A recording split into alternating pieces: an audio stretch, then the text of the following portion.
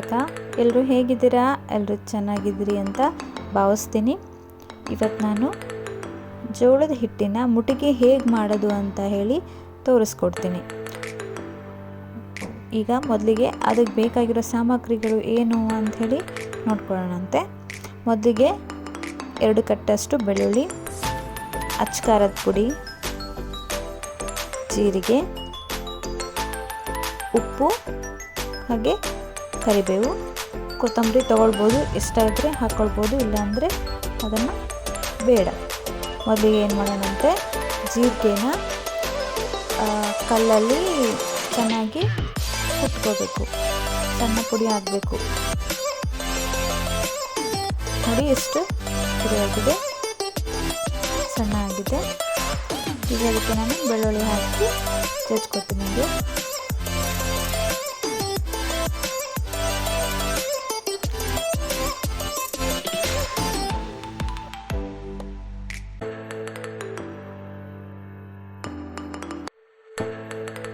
ಅದಾದಮೇಲೆ ಈಗ ನಾನು ಅದಕ್ಕೇ ಅಚ್ಕಾರದ ಪುಡಿಯನ್ನು ಹಾಕ್ತೀನಿ.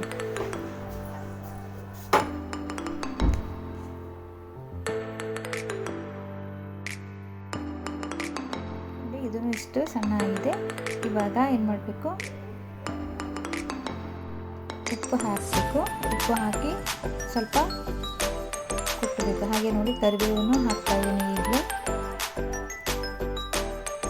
ಕೊತ್ತಂಬರಿ ಸ್ವಲ್ಪ ಹಾಕಿ ಚೆನ್ನಾಗಿ ಕುಟ್ಕೋಬೇಕಾಗುತ್ತೆ. ಎಲ್ಲ ಚೆನ್ನಾಗಿ ಸಣ್ಣ ಆಗಬೇಕು.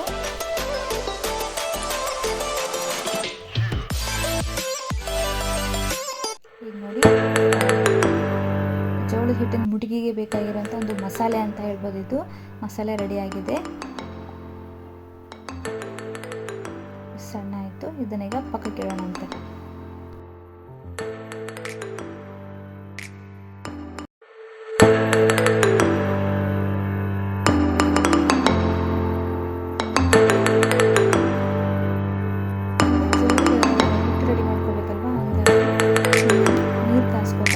ಹಿಟ್ಟು ಜಿಗಿಬೇಕಾಗುತ್ತೆ ಚೆನ್ನಾಗಿ. ಬಿಸಿ ಕಾಸಿರೋ ನೀರು. ಈಗ ಹಿಟ್ಟು ತಗೊಳ್ಬೇಕು, ಜೋಳದ ಹಿಟ್ಟು. ಈ ಜೋಳದ ಹಿಟ್ಟು ರೊಟ್ಟಿನ ಸ್ವಲ್ಪ ದಪ್ಪನೇ ಮಾಡಬೇಕಾಗುತ್ತೆ. 1 ರೊಟ್ಟಿ ಮಾಡೋದನ್ನು 2 ರೊಟ್ಟಿನ 1 ರೊಟ್ಟಿ ಮಾಡಬೇಕಾಗುತ್ತೆ. ಅಷ್ಟು ದಪ್ಪ ಬೇಕಾಗುತ್ತೆ ಇದಕ್ಕೆ.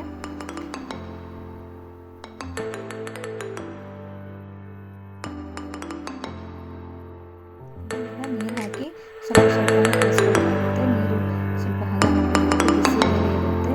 ನೋಡಿ ಕಲಿಸ್ಬೇಕು. ನೋಡಿ ಈಗ ನೋಡಿ 2 ರೊಟ್ಟಿ ಆಗೋದನ್ನು 1 ರೊಟ್ಟಿ ಮಾಡ್ತಾ ಇದ್ದೀನಿ.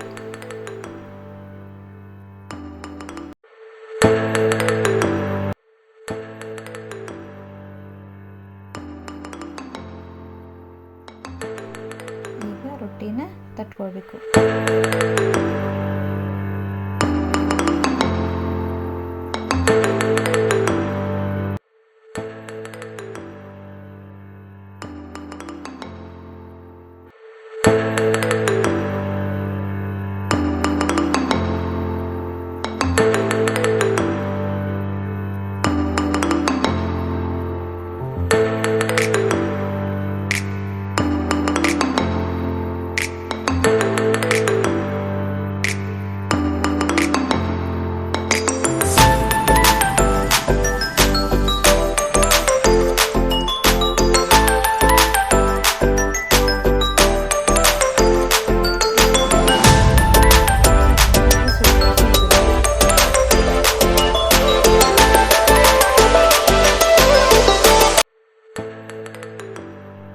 ರೊಟ್ಟಿ ದಪ್ಪ ಇರೋದ್ರಿಂದ ಚೆನ್ನಾಗಿ ಸುಡಬೇಕು ರೊಟ್ಟಿನ.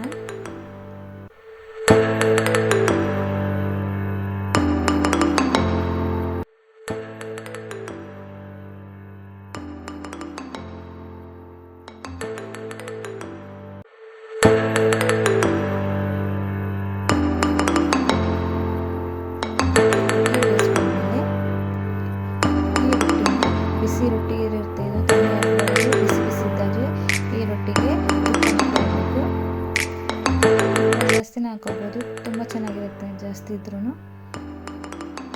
ಎಲ್ಲನೂ ಬಿಸಿ ರೊಟ್ಟಿನೇ ಇದೆ, ಅದಕ್ಕೆಲ್ಲ ತುಪ್ಪನ ಚೆನ್ನಾಗಿ ಸವರಬೇಕು. ಇವಾಗ ಅದೇನು ರುಬ್ಬಿರ್ತೀವಲ್ಲ ಮಸಾಲ, ಅದು ಹಾಕ್ಕೋಬೇಕಾಗುತ್ತೆ. ನಾನು ಒಂದು 2 ಸ್ಪೂನ್ ಹಾಕ್ಕೊಂಡಿದ್ದೀನಿ ಅಷ್ಟೇ. ಇನ್ನೂ ಬೇಕಂದರೆ ಹಾಕ್ಕೋಬೋದು. ಸ್ವಲ್ಪ ಖಾರ ಇರುತ್ತೆ ಇದು, ಯಾಕಂದರೆ ಅಚ್ಕಾರದ ಪುಡಿನೇ ಸ್ವಲ್ಪ ಜಾಸ್ತಿ ಇರುತ್ತೆ ಅಲ್ವಾ. ಹಾಗೆ ಬೆಳ್ಳುಳ್ಳಿನೂ ಇರುತ್ತೆ ನೋಡಿ. ಹಾಗಾಗಿ ಸಾಕು ಅನ್ಕೋತೀನಿ.